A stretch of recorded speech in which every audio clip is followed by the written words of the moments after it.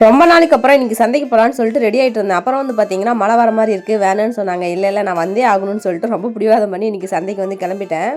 ரொம்ப ஒரு ஆசையாக போனாங்க. அங்கே போய் பார்த்தா சந்தையில் கூட்டமும் இல்லை, ஒன்றும் இல்லை. சரின்ட்டு அங்கே கோயில் இருந்துச்சு பக்கத்துலேயே, சிவன் கோயிலில் போய் சாமி கும்பிட்டுட்டு அதுக்கப்புறம் சந்தைக்கு வந்துட்டேன். நம்ம ஊருக்குள்ளே பூக்குண்ட ரகங்களாம் வந்து பார்த்தீங்கன்னா முளை வந்து 50 ரூபா 60 ரூபான்னு சொல்லிட்டு இருந்தாங்க. ஆனால் சந்தையில் வந்து பார்த்தீங்கன்னா 2 முளை வந்து பார்த்தீங்கன்னா 50 ரூபான்னு சொன்னாங்க. சரின்ட்டு 2 முளம் குண்டுமல்லி பூ வாங்கிட்டு அப்படியே கொஞ்சம் சந்தையெல்லாம் சுற்றி பார்த்துட்டு இருந்தேன். அங்கங்கே சுற்றியுமே எனக்கு ஒன்றும் மனசுக்கு திருப்தியாக இல்லை.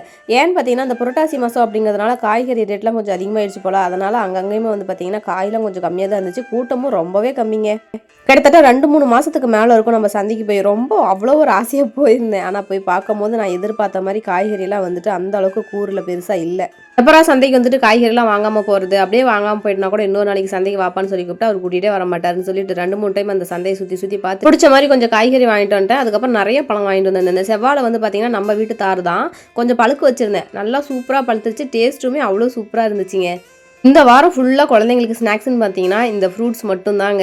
சந்தைக்கு போகும்போதே மழை வந்துட்டா என்ன பண்ணுறதுன்னு தான் குட்டிமா வீட்டில் விட்டுட்டு போயிருந்தேன், கூட்டிகிட்டு போகல. அப்புறம் வரும்போது எதாவது ஸ்நாக்ஸ் வாங்கிட்டு வாமான்னு சொல்லியிருந்தாங்க.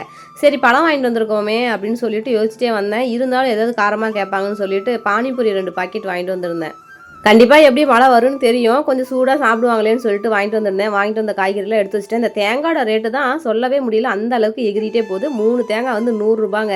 எப்பயுமே இது தெரிஞ்ச விஷயம் தானே. அந்த புரட்டாசி கார்த்திகை அந்த 2 மாதத்துலையுமே அதிகமாக நான்வெஜ் சாப்பிட மாட்டாங்க. அந்த டைமில் அந்த காய்கறி ரேட்டு இந்த தேங்காய் ரேட்லாம் கொஞ்சம் அதிகமாக தான் இருக்கும். என்னடா மணி 7 மணி ஆயிடுச்சு, இன்னும் அந்த மழையை காணுமேன்னு யோசிச்சிட்டே உட்காந்து கீரையெல்லாம் கிள்ளிட்டு இருந்தேன். அந்த கீரை கிள்ளி முடிக்கிறதுல வந்து பார்த்தீங்கன்னா மழை வந்து ஊற்றுன்னு ஊற்றிடுச்சிங்க.